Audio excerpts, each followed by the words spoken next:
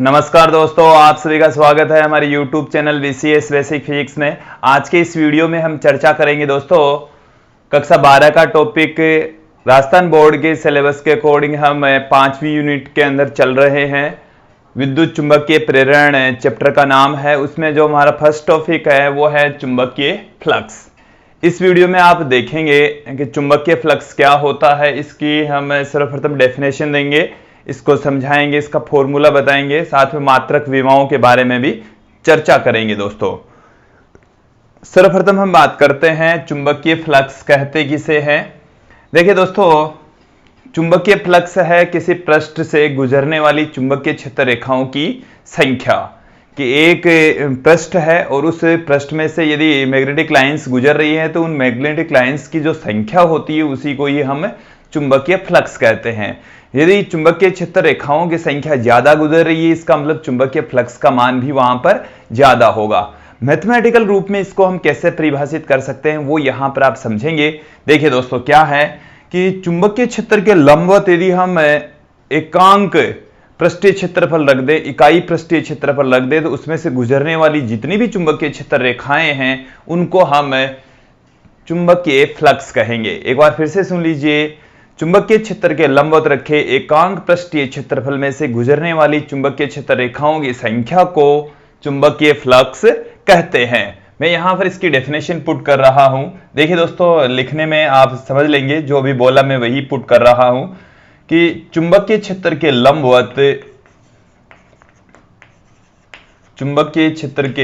लंबवत रखे एकांक पृष्ठीय क्षेत्रफल से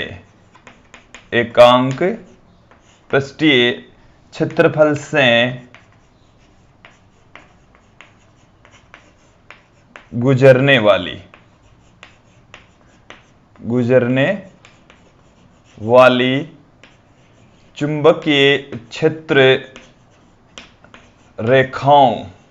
चुंबकीय क्षेत्र रेखाओं की संख्या को चुंबकीय फ्लक्स कहते हैं। चुंबकीय फ्लक्स कहा जाता है। दोस्तों चुंबकीय फ्लक्स को हम फाई बी से प्रदर्शित करते हैं।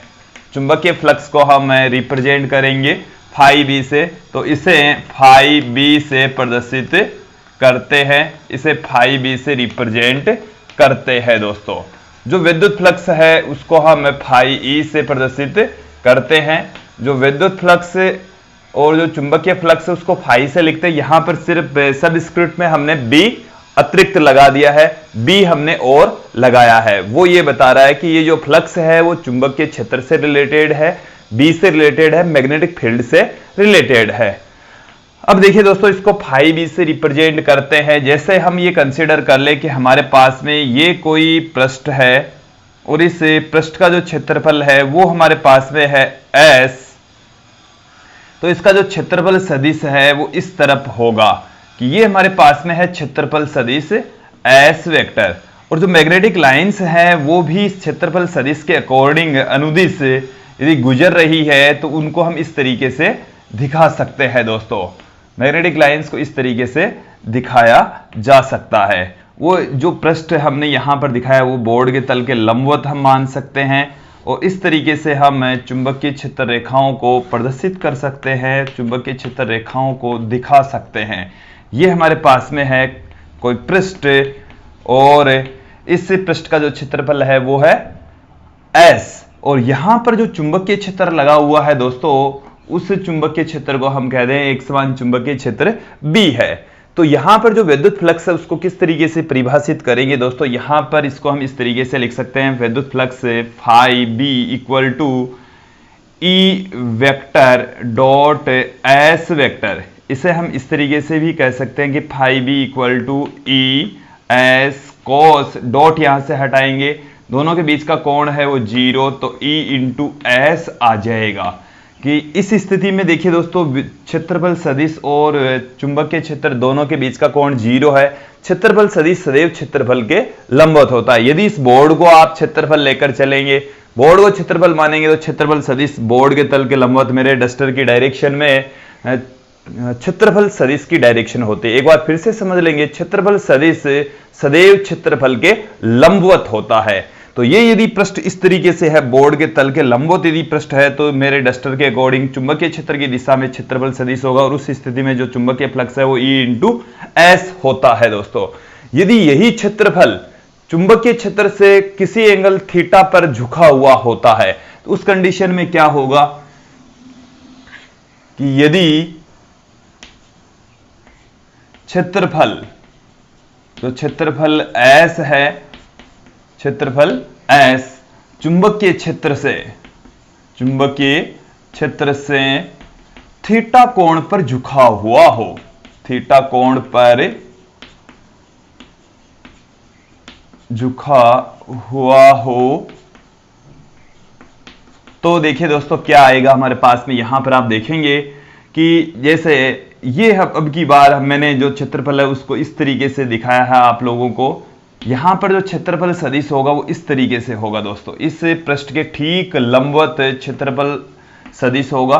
और जो मैग्नेटिक लाइंस है उसको मैं फिर से इस तरीके से दिखा सकता हूं कि ये हमारे पास में एक मैग्नेटिक लाइंस है, ये दूसरी मैग्नेटिक लाइंस मैंने दिखाई है यहाँ पर। ये समांतर चुंबकीय क्षेत्र रेखाएं हैं, इस तरीके से हम उनको रिप्रेजेंट कर सकते हैं दोस्तों। तो यहाँ पर ये जो चुंबकीय क्षेत्र रेखाएं हैं और जो क्षेत्रफल सदिश है, उनके बीच का एंगल भी आप लोगों को समझना है। ये चुंबकीय क्षेत्र है और ये क्षेत्रफल सदिश है, दोनों के बीच का एंगल है थीटा।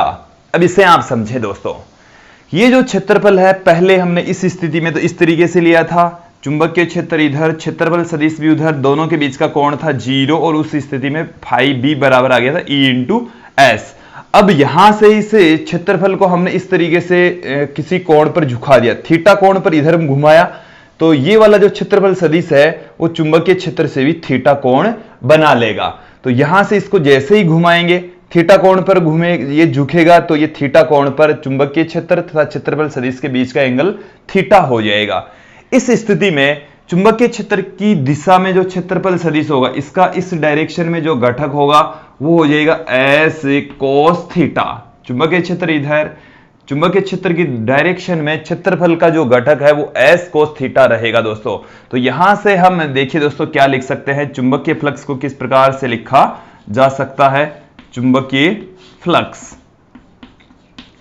जो चुंबकीय फ्लक्स है उसको हम फाई बी से प्रदर्शित कर रहे हैं, और इस स्थिति में देखिए दोस्तों उसको हम लिख सकते हैं बी, और इसका जो घटक है वो है कोस थीटा, तो बी एस कोस थीटा के रूप में इसको लिखा जा सकता है। या इसको हम इस तरीके से भी पुट कर सकते हैं, फाई बी इक्वल टू दोस्तों B vector dot S vector. ये हमारे पास में फॉर्मूला है चुंबकीय फ्लक्स का। अब मैं आपसे थोड़ी सी चर्चा करता हूं, यदि क्षेत्रफल अनियमित रूप से हो और यदि क्षेत्रफल का हमें पता नहीं हो कि एकदम एग्जैक्ट, जैसे छोटे छोटे टुकड़ों के रूप में यदि उसको लेकर चलें, पहले हम क्या करेंगे उस स्थिति में कि छोटे से अल्पांश के कारण से चुंबकीय फ्लक्स फाइंड आउट करेंगे, फिर संपूर्ण क्षेत्रफल के लिए चुंबकीय फ्लक्स फाइंड आउट करते हैं दोस्तों। तो यहां पर आप देखेंगे कि हम एक अल्पांश क्षेत्रफल ले लेंगे और अल्पांश क्षेत्र से संबंधित चुंबकीय फ्लक्स यहां पर देखेंगे कि यदि किसी क्षेत्रफल का अल्पांश भाग या अल्पांश क्षेत्रफल कह सकते हैं, अल्पांश क्षेत्रफल को हम ds से पुट कर दें, ds से अल्पांश क्षेत्रफल को लिखा जा रहा है। ds चुंबकीय क्षेत्र से थीटा कोण पर झुका हुआ है, थीटा कोण पर झुका हुआ है, तो थीटा कोण पर झुका हुआ है। तो यहां पर देखिए दोस्तों, यहां पर आप समझेंगे जैसे ये हमारे पास में कोई क्षेत्रफल है और इसमें ये अल्पांश क्षेत्रफल है, ये अल्पांश क्षेत्रफल ds की डायरेक्शन इधर है, ये इस तरीके से मैग्नेटिक लाइंस इस तरीके से मौजूद हैं। तो यहां पर आप देखेंगे दोस्तों कि जो मैग्नेटिक लाइंस और जो अल्पांश क्षेत्रफल है दोनों के बीच का जो एंगल है वो यहां पर थीटा दे रखा है, बी वेक्टर इधर, क्षेत्रफल अब की बार हमने एक क्षेत्रफल का छोटा सा हिस्सा लिया है, छोटा सा जो क्षेत्रफल है वो है ds, क्षेत्रफल सदिश ds वेक्टर इधर होगा। इस ds का चुंबकीय क्षेत्र की डायरेक्शन में घटक ds cos थीटा हो जाएगा जो कि इस डायरेक्शन में होगा दोस्तों। तो इस स्थिति में कि अल्पांश क्षेत्रफल से गुजरने वाला चुंबकीय फ्लक्स क्या होगा वो देखेंगे आप। अल्पांश से पारित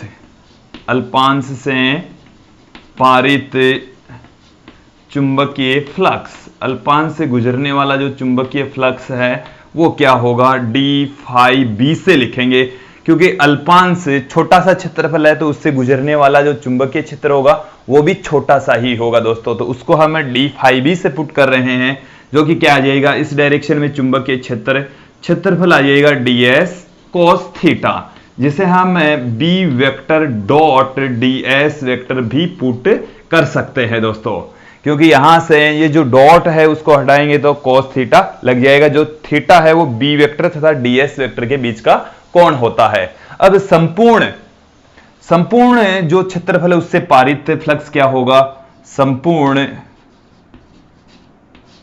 पृष्ठ से संबद्ध का मतलब है जुड़ा हुआ, फ्लक्स कितना होगा, उसके लिए हम दोस्तों इस इक्वेशन का इंटीग्रेशन कर देंगे। यहां से हमने इसका इंटीग्रेशन कर दिया, d phi B equal to हमारे पास में आ गया, इसका भी हम इंटीग्रेशन कर देंगे, B vector dot ds vector, यहां से इसको इंटीग्रेट करेंगे तो हमारे पास में आ जाएगा फाई बी, तो फाई बी बराबर आ गया हमारे पास में integration B vector dot ds vector.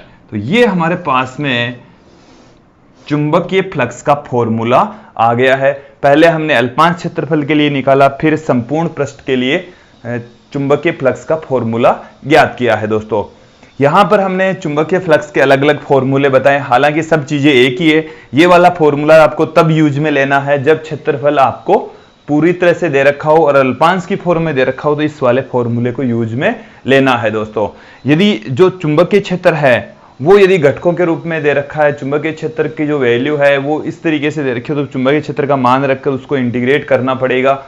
और यहां पर क्षेत्रफल और जो चुंबकीय क्षेत्र है वो यदि आई कैप, जे कैप और के कैप के गुणांकों के रूप में दे रखा हो तो ये वाला फॉर्मूला आपको यूज में लेना है। अब हम बात करेंगे कि जो चुंबकीय फ्लक्स है उसका मात्रक और विमा क्या होता है। हमारे पास में चुंबकीय फ्लक्स का फॉर्मूला आ चुका है। चुंबकीय फ्लक्स का देखिए दोस्तों, फाई बी बराबर आ गया है B vector dot S vector. अब यदि हम इसमें कुछ कंडीशंस पुट करें तो स्थिति पहली देखेंगे। फर्स्ट जो स्थिति है वो क्या है, स्थिति फर्स्ट कि जब थीटा बराबर 0 डिग्री, तो यहां से फाई बी बराबर देखिए दोस्तों क्या है, फाई बी बराबर B S cos theta put कर सकते हैं। और यहां पर जब इसकी वैल्यू 0 पुट करेंगे तो आप इसको लिख सकते हैं बी एस कोस 0। कोस 0 का मान 1 होता है, तो फाई बी बराबर आ जाएगा हमारे पास में बी इंटू एस। ये फाई बी की वैल्यू आ गई है, और ये जो वैल्यू आती है वो अधिकतम होती है दोस्तों, मैक्सिमम वैल्यू होती है। दूसरी स्थिति आप देखेंगे यहां पर कि जब थीटा बराबर 90 डिग्री, थीटा बराबर जब 90 डिग्री होगा तो फाई बी बराबर बी एस कोस थीटा बराबर बी एस कोस 90। कोस 90 का मान 0 होता है, इसलिए पूरी वैल्यू ही 0 हो जाएगी। फाई बी का जो मान होता है दोस्तों वो 0 आ जाएगा। इसका मतलब यह है कि जो इसकी वैल्यू है वो मिनिमम प्राप्त होती है। तीसरी कंडीशन भी देख लीजिए दोस्तों यहीं पर ही। थर्ड जो कंडीशन है वो हमारे को बताती है कि जब थीटा बराबर 180 डिग्री हो तो हमारे पास में फाई बी की वैल्यू क्या निकल कर आ रही है, बी एस कॉस 180। कॉस 180 का मान दोस्तों यहां पर cos 180 का मान होता है -1, तो माइनस में b इंटू एस आ जाएगा। अब देखो ये माइनस में भी मान आ रहा है, प्लस में भी आ रहा है, प्लस में कब आएगा और माइनस में कब आएगा वो भी समझ लेंगे कि यदि चुंबकीय क्षेत्र रेखाएं पृष्ठ से बाहर निकल रही है तो चुंबकीय फ्लक्स को धनात्मक लेते हैं, और यदि किसी पृष्ठ के अंदर प्रवेश कर रही है तो उस चुंबकीय फ्लक्स को ऋणात्मक लेते हैं। दोस्तों उससे क्या होता है कि क्षेत्रफल सदिश और चुंबकीय क्षेत्र एक ही दिशा में होता है तब धनात्मक फ्लक्स होगा, और विपरीत दिशा में होते हैं तब ऋणात्मक फ्लक्स होगा। तो जब चुंबकीय क्षेत्र रेखाएं पृष्ठ में प्रवेश करती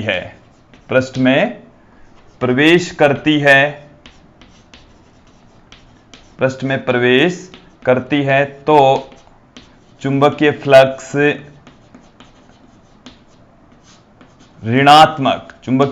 ऋणात्मक लिया जाएगा, तथा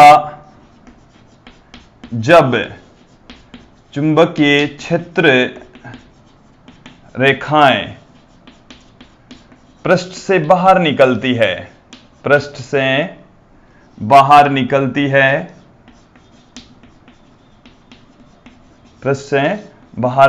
है तो चुंबकीय फ्लक्स धनात्मक लिया जाता है दोस्तों, धनात्मक लिया जाता है। यह बात एकदम क्लियर हो गई होगी। अब देखिए दोस्तों, किसी भी जैसे पृष्ठ है उससे संबंधित यदि हम चुंबकीय फ्लक्स की बात करें तो बंद पृष्ठ से संबंधित या बंद वक्र से संबंधित जो चुंबकीय फ्लक्स होता है उसकी वैल्यू 0 होती है। तो बंद पृष्ठ से संबंधित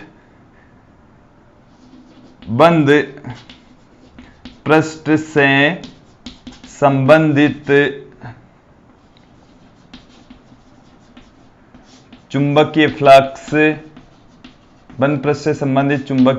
फ्लक्स सदैव 0 होता है। सदैव उसकी वैल्यू क्या होगी दोस्तों?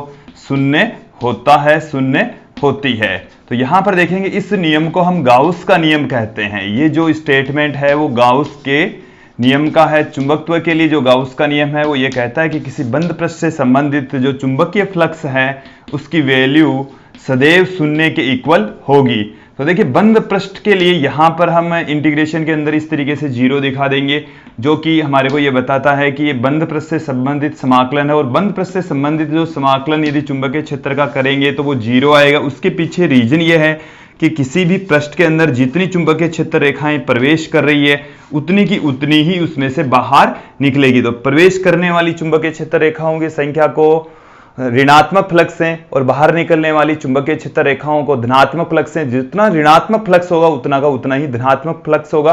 तत्पश्चात जो कुल फ्लक्स होता है किसी बंद पृष्ठ से संबंधित वो 0 होता है, और यही गाउस का नियम है दोस्तों। अब इसके बाद में हम बात करेंगे कि जो चुंबकीय फ्लक्स है वो एक अदिश राशि होती है। चुंबकीय फ्लक्स अदिश राशि होती है दोस्तों। यहां पर आप देखेंगे अदिश राशि क्यों है, उसके पीछे रीजन कि चुंबकीय फ्लक्स का जो फॉर्मूला होता है वो ये होता है, दो सदिशों का अदिश गुणनफल होता है। तो दो सदिशों के अदिश गुणनफल से प्राप्त होने वाली राशि भी अदिश राशि होती है। अब यहां पर हम बात करेंगे फाई बी का मात्रक। फाई बी का मात्रक वही होगा जो b इंटू एस का मात्रक होगा। तो b इंटू एस, बी का मात्रक होता है टेस्ला, क्षेत्रफल का मात्रक होता है मीटर स्क्वायर, और इसे हम दोस्तों वेबर कहेंगे। इसे वेबर कहा जाएगा, WB से रिप्रेजेंट करते हैं। तो टेस्ला इंटू मीटर स्क्वायर को हम वेबर से WB से लिखते हैं, और ये इसका मात्रक होता है। फाई बी का CGS पद्धति में मात्रक, फाई बी का CGS पद्धति में मात्रक, CGS पद्धति में इसका मात्रक होता है मैक्सवेल। दोस्तों CGS पद्धति में इसका मात्रक होगा मैक्सवेल।